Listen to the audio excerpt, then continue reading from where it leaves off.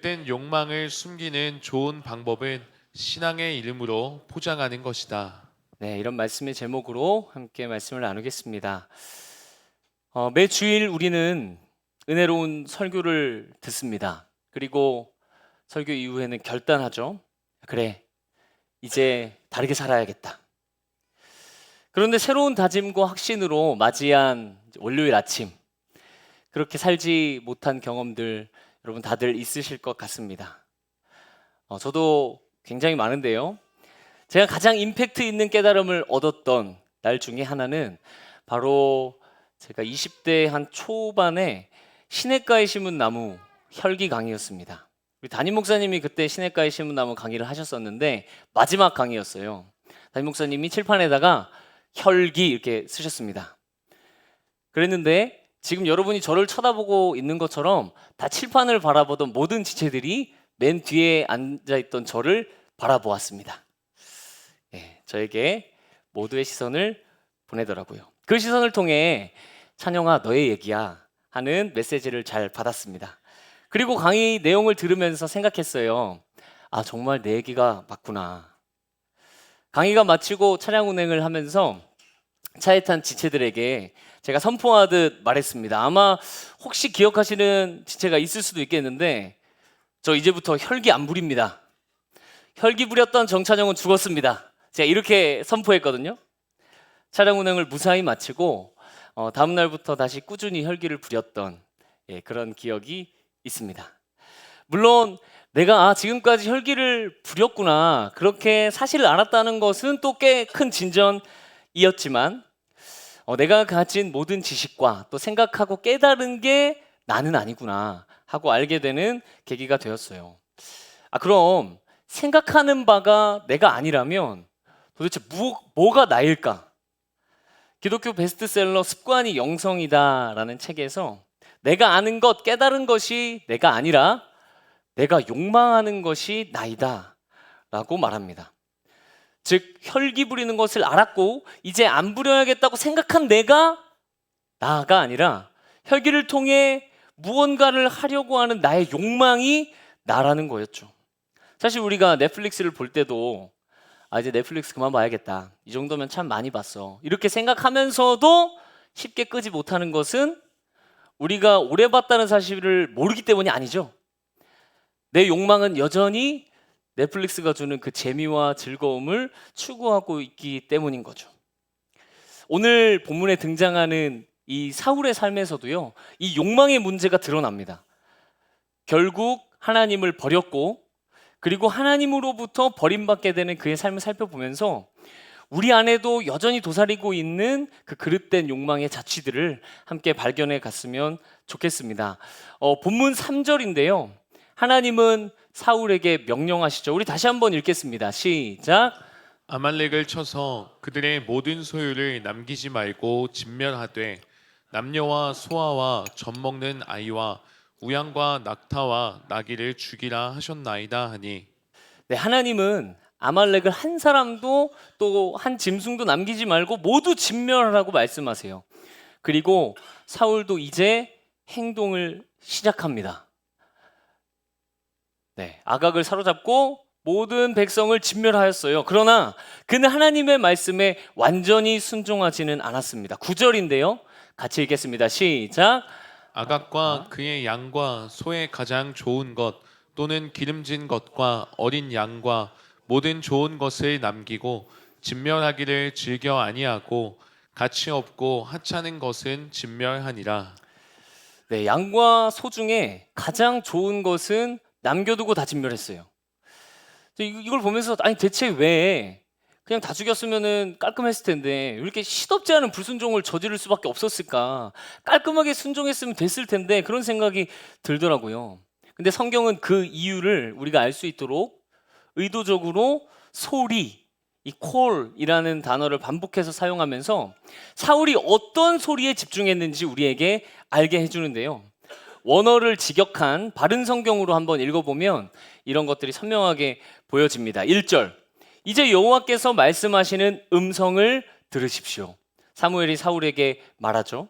하나님의 음성을 들으라고 1절에 말합니다. 그런데 14절에서요, 사무엘은 사울이 양떼의 소리와 소떼의 소리를 들은 것을 꼬집습니다. 그러면 내 귀에 들려오는 이 양떼의 소리 그리고 소떼의 소리는 무엇입니까? 이렇게 꼬집는 거예요.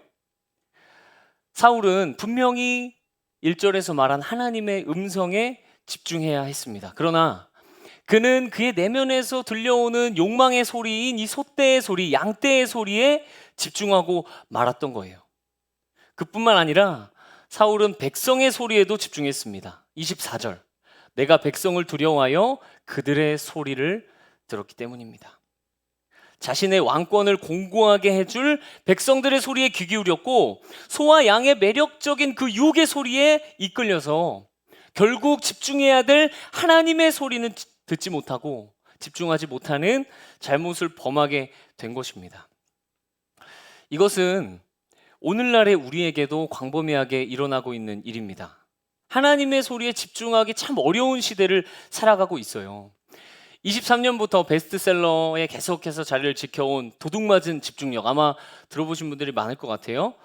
이 책에서는요, 소셜미디어 또 뭐 초조한 마음으로 계속 보게 되는 업무 연락, 또 수많은 멀티태스킹, 스위치 태스킹, 과각성의 상태, 이런 것들이 현대인의 집중력과 몰입을 빼앗아가는 요인이다, 이렇게 말하는데 저 너무 공감이 됐어요. 이 책을 읽으면서 아, 집중력 문제가 정말 심하구나. 제가 실제로 한 8, 9년 전에 이제 기타 강사 시절에 학원에서 아이들을 가르쳐 보면요, 막 중학생들 막 핸드폰만 보고 있어요. 틈만 나면 핸드폰만 보고 있는데 이 핸드폰만 보고 있는 것도 문제인데요, 이 친구들이 제가 뭔 설명을 하면 잘 집중을 못해요.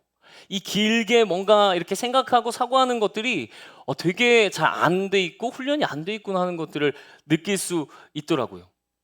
이렇게 집중력의 문제가 굉장히 심각합니다. 그런데 이 집중력 문제가요, 하나님을 믿는 우리에게 닥친 위기로도 느껴졌습니다.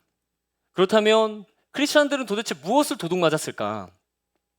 바로 골방의 시간, 하나님과 함께하는 이 고독의 시간을 잃어가고 있습니다. 제가 작년 하반기쯤에 핸드폰에서 인스타를 삭제했습니다.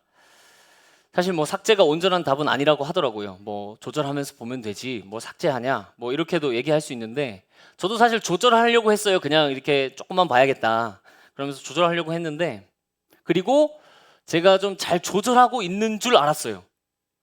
근데 어느 날 제 삶의 패턴들을 잘 보니까 잠깐 틈이 나거나 뭐 차가 잠깐 섰을 때, 뭐 대기하는 시간이 났을 때 습관적으로 제가 그냥 켜더라고요. 제가 그거를 인식하고 켜는 게 아니라 켜고 보고 있어요. 그러니까 뭔가를 해야 되는 일 사이사이에 뭔가 하나님 앞에서 또 하나님과의 그 관계 앞에 설 수 있는 기회조차 다 이 인스타그램으로 다 채우고 있는 거예요. 하나님 앞에서 어떤 고민을 할 시간도 없이 이 소셜미디어로 꽉꽉 채워서 살아가고 있었고요. 제가 신대원을 다니면서 뭐 새벽 기도를 갔다 오면 갔다 와서 또 짬이 생기면 또 보고, 말씀 읽은 만큼 얼른 읽고 또 보고, 계속 소셜미디어 하다가 또 기도할 때는 어떨 때는 갑자기 뭐 생각나요. 그래서 막 카톡을 보기도 하고. 즉 제가 도둑맞은 이 집중력은 단순히 뭐 공부와 업무와 사고에 지장을 주는 것뿐만 아니라 일상 속에서 잠시 멈춰서 하나님을 바라볼 수 있는 이 집중력, 기도하면서 하나님 앞에 나아가는 어떤 몰입의 훼손이었다는 것을 알게 된 것입니다. 잠시 멈춰서 하나님께 기도할 수 있는 그런 고요함을 잃었고, 잠시 말씀을 통해서 하나님 앞에서 사색하면서 주님의 뜻을 구할 수 있는 그런 시간을 도둑맞게 된 것이죠. 여러분은 최근 홀로 있으면서 말씀 앞에 선 기억이 있으십니까? 홀로 있으면서 하나님의 뜻을 구하는 기도를 한 적이 있으십니까? 혹시 기도하다가 말씀 읽다가 갑자기 핸드폰 꺼내서 뒤적거리는 나를 발견하지 않으십니까? 그렇다면 우리는 대체 어떤 소리를 들으면서 살아가고 있는 겁니까? 어떤 소리에 가장 영향을 받으면서 살아가고 있는 것입니까? 사울의 불순종은 하나님의 소리가 아닌 다른 소리들을 들으면서 시작되었습니다. 우리 이것을 기억하면서 우리 삶에 주시는 하나님의 소리를 귀하게 여기고 하나님의 그 소리에 집중할 수 있는 삶이 되기를 소망합니다. 결국 사울은요, 이 하나님의 소리에 집중하지 않고 소리를 듣지 않고 다른 소리에 집중하면서 불순종의 길로 가게 되죠. 이에 사무엘이 사울을 찾아옵니다. 이스라엘의 왕을 만나러 온 상황이에요. 13절을 한번 읽어보겠습니다. 시작. 사무엘이 사울에게 이른즉 사울이 그에게 이르되 원하건대 당신은 여호와께 복을 받으소서 내가 여호와의 명령을 행하였나이다 하니. 이스라엘의 왕 사울은요, 사무엘을 만나자마자 사무엘 복 많이 받으세요. 여호와께 복을 받으소서. 덕담으로 시작하죠. 근데 그에 대한 사무엘의 답변 16절입니다. 사무엘이 사울에게 이르되 가만히 계시옵소서. 간밤에 여호와께서 내게 이르신 것을 왕에게 말하리이다 하니. 그래도 왕이 나왔잖아요. 그래서 덕담까지 한 마당입니다. 그러나 사무엘은 조금도 주저하지 않고 하나님의 말씀을 전해요. 왕이 여호와의 말씀을 버렸으므로 여호와께서도 왕을 버려 왕이 되지 못하게 하셨나이다. 그렇게 주저함 없이 말하는 것을 보니까 사무엘이 이 말을 너무 하고 싶었던 게 아닌가 싶은데 사무엘은 사실 이 상황이 너무 싫었어요. 11절 보면 사무엘이 근심해서 온 밤을 여호와께 부르짖었다. 그럼에도 그는, 이렇게 싫었음에도 그는 단순히 하나님의 소리에 귀 기울이고 그리고 삶으로 살아낸 것입니다. 사무엘의 이 주저함 없는 단순한 삶이요, 사울의 모습과 대조되면서 저에게 새롭게 다가오더라고요. 사무엘이 만약 조금이라도 권력의 중심에 있길 원하는 사람이었다면 이렇게 행동할 수 있었을까요? 이 사무엘이 출세를 위한 사람이었다면, 권력과 명예를 얻기 위한 사람이었다면 이렇게 행동할 수 있었을까요? 사울이 그래도 이스라엘 왕이잖아요. 사무엘이 사울과 좋은 관계를 맺고 그랬다면은 아마 사무엘도 계속해서 큰 권력을 유지할 수 있었을 거예요. 왕의 심기를 건드리지 않는 선에서 서로 이렇게 윈윈하면 되니까. 그러나 그에게는 그것이 중요한 것이 아니었습니다. 권력의 중심이 아니라 변두리에 있을지라도 하나님의 뜻대로 살아가는 그것이 중요했던 것이죠. 이 사무엘의 삶은요, 이 반응은 이 땅에 살아가는 우리에게도 경종을 울립니다. 이 시대는 변두리보다는 너도 나도 중심으로 가려고 하는 시대잖아요. 낮은 곳보다는 높은 곳으로 오르려고 하는 시대잖아요. 인구는 출세의 기회가 많은 서울 수도권에 집중되고 사는 게 힘들어도 서울에서 살려고 하는 그런 시대 아닙니까? 우리 신동열 목사님, 그 직장 소명 세미나 때 오셨던 신동열 목사님의 책 TNTQ에 이런 말이 있습니다. 이렇게 말합니다. 제가 읽겠습니다. 누가 언제부터 왜 그렇게 규정했는지는 모르지만 우리는 중심부와 상승이 훌륭하고 아름답고 좋은 것이라고 굳게 믿는다. 그러는 가운데 우리는 하나님이 각자에게 주신 고유한 삶의 가치를 망각하고 다른 사람과의 비교를 통해서만 자신의 정체성과 의미를 찾는 습관과 태도를 갖게 되며 하나님이 원하시는 자기 자신으로 살아가는 진정한 기쁨을 잃게 된다. 정말 살면서 뼈저리게 느끼게 돼요. 하나님 앞에 살아가는 것을 망각할 때마다, 자꾸 잊어버릴 때마다 그 아까 읽은 글처럼 저는 계속 그 훌륭한 사람이 되려는 싸움에 참전하는 것을 보게 됩니다. 나에게 있는 흠집을 좀 감추고 좀 포장하고 좀 보수하고 만회하려고 그 힘겨운 싸움을 계속해서 해나가는 거예요. 그리고 그 힘겨운 싸움을 통해서 중심으로 높은 곳으로 아등바등 어떻게든 가보려고 하는 거죠. 그리고 그렇게 되지 못할까 봐 불안해하기도 합니다. 여러분의 삶은 어느 곳을 향하고 계십니까? 중심으로, 높은 곳으로 그렇게 가지 못할까 봐 두렵진 않으십니까? 혹 자녀를 어떻게 키우고 싶으십니까? 나는 중심으로 못 갔지만 자녀만큼은 중심으로, 높은 곳으로 가길 원하고 있진 않으십니까? 그렇다고 단순히 낮은 곳에 있는 것이 잘 산다는 것은 아닙니다. 우리는 높은 곳, 낮은 곳이 아니라 사무엘처럼 그저 하나님이 보내신 그 모습으로 살아가야 하는 게 아닐까요? 우리는 하나님이 각자에게 주신 고유한 삶의 가치를 기억해야 하는 것이죠. 하나님이 원하시는 자기 자신으로 살아가는 진정한 기쁨을 회복해야 한다는 것입니다. 이것을 저에게 적용해 보았습니다. 목회자들 사이에서는요, 그런 얘기가 있죠. 무조건 목회의 길을 가면 담임 목회를 해야 된다. 소위 내목회해야 된다. 이런 얘기. 심지어 저희 부모님도 저에게 그런 얘기를 하셨던 것 같아요. 그러나 일반적으로 그렇게 말한다고 해서 그렇게 말하기 때문에 제가 언젠가 담임 목사가 되려고 한다면 그것은 어쩌면 중심으로 더 높은 곳으로 가려고 하는 모습이 아닐까 싶습니다.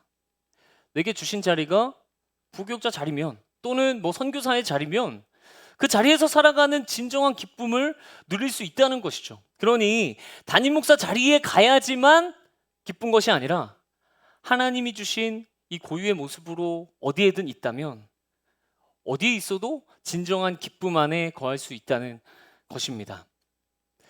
여러분, 여러분에게 진정한 기쁨의 자리가 어디십니까? 하나님이 여러분에게 주신 고유한 삶의 가치가 무엇입니까?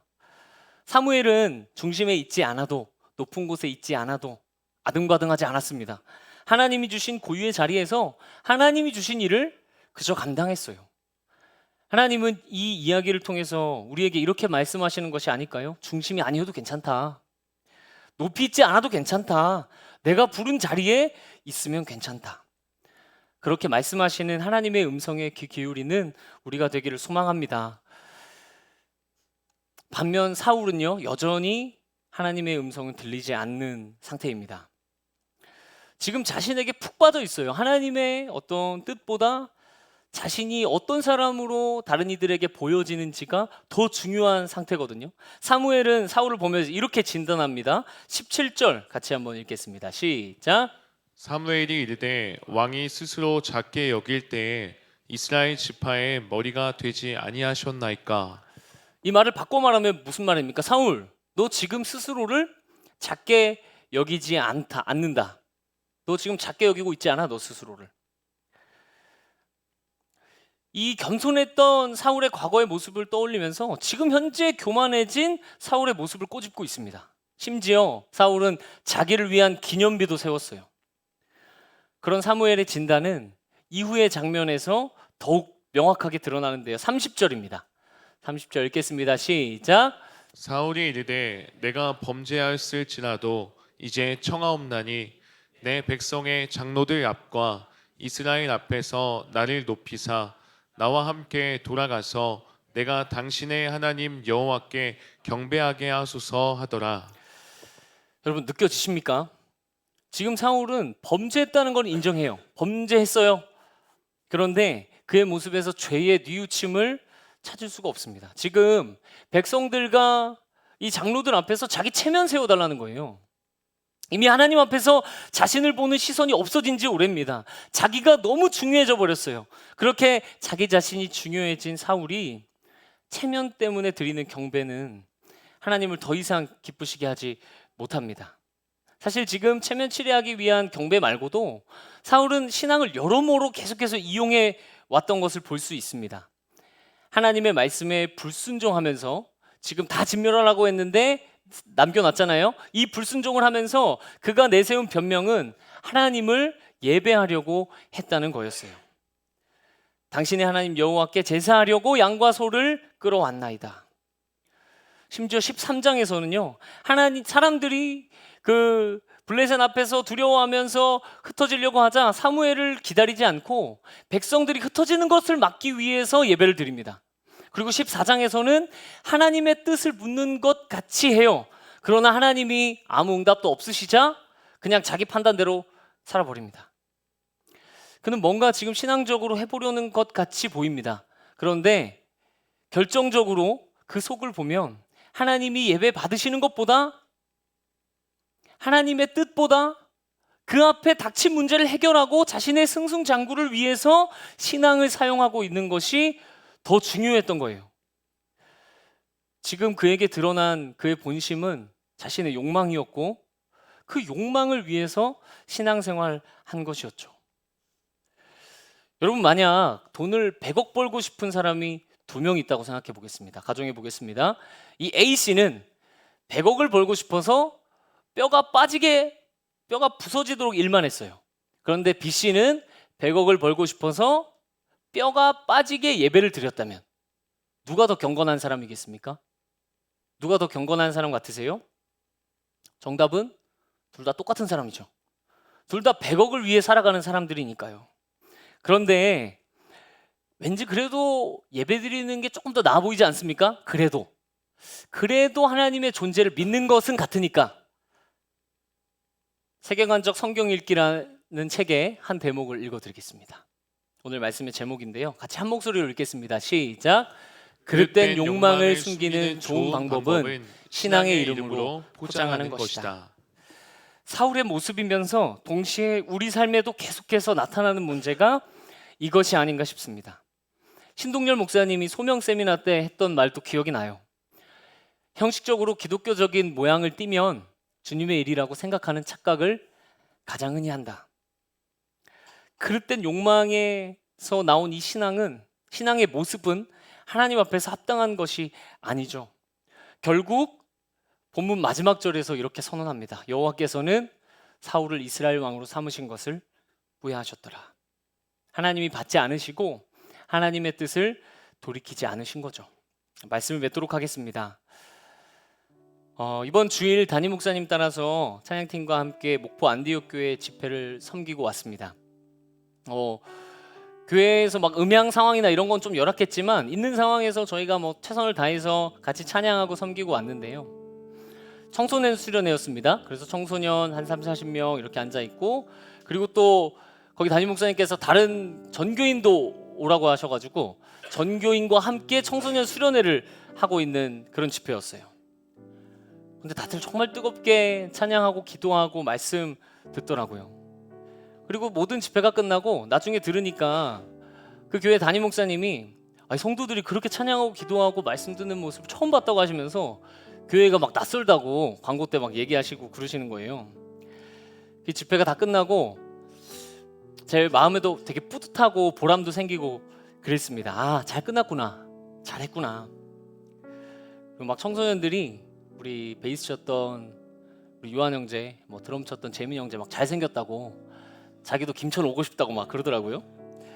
예, 그런 일도 있었는데 그렇게 우리 같이 막 사진 찍고 마쳤습니다. 그리고 이제 마무리하면서 둥글게 모여서 찬양팀 기도하려고 하는데 뭐라고 기도할지 잠깐 생각했어요. 그리고 잠깐 침묵 후에 이런 기도가 나오더라고요. 집회가 잘 마쳤습니다. 그런데 이렇게 잘 마치면 마치 우리가 잘해서 그런 것 같을 때가 있습니다. 우리가 좋은 찬양팀이라서 그런 줄 알 때가 있습니다. 이 시간 하나님께 그러니 감사기도 합시다. 하나님의 도구로 사용되어 감사합니다. 오늘도 이곳에서 우리의 예배를 받아주셔서 감사합니다. 이곳의 청소년들을 사랑한다고 하시니 감사합니다. 그런 감사 기도를 하기 시작했습니다. 약간 조금은 들떠있는 찬양팀에게 찬물을 끼얹는 것 같은 느낌도 있었는데, 기도가 다 끝나고 나서 드는 마음이 그래, 이게 제일 안전하다. 내가 뭔가 했다는 그런 마음에 도취되는 것보다, 그래서 내가 조금 더, 우리 찬양팀이 조금 더 괜찮은 사람이 된 것 같은 느낌을 느끼는 것보다 하나님이 일하셨음을 인정하는 찬양팀이 가장 안전하다. 그릇된 욕망으로 사역하지 않을 수 있어서 하나님이 드러나시겠다, 이런 마음이 들더라고요. 여러분, 우리는 아마 비슷한 신앙의 모습을 하고 있습니다. 그런데 우리의 마음은 사실 전혀 그렇지 않을 수 있습니다. 우리의 욕망은 사실 전혀 그렇지 않을 수 있습니다. 이 모든 순간도 우리는 나를 위해 사용할 수 있고요, 내가 인정받는 것에 사용할 수 있고요, 내가 좋은 사람이 되는 것에 사용할 수 있고요, 내가 멋진 사람이 되는 것에 사용할 수 있습니다. 그리고 우리 안에 있는 그릇된 욕망은 그렇게 하기를 원할 수도 있어요. 그리고 우리의 영악한 생각은요, 그거를 신앙의 어떤 모습으로 깔끔하게 포장해낼 겁니다. 그러나 우리가 이 사울의 모습을 보지 않았습니까? 그 그릇된 욕망에 힘 실어주지 맙시다. 하나님을 가장 크게 바라보고 하나님 앞에서 우리의 삶을 감당했으면 좋겠습니다. 여러분, 이 시간 그릇된 욕망으로 살아가지 않겠습니다. 하나님 앞에 살겠습니다 하는 그런 고백으로, 그렇게 고백하며 기도하는 저와 여러분 되시기를 예수님의 이름으로 축복합니다. 우리 찬양하겠습니다.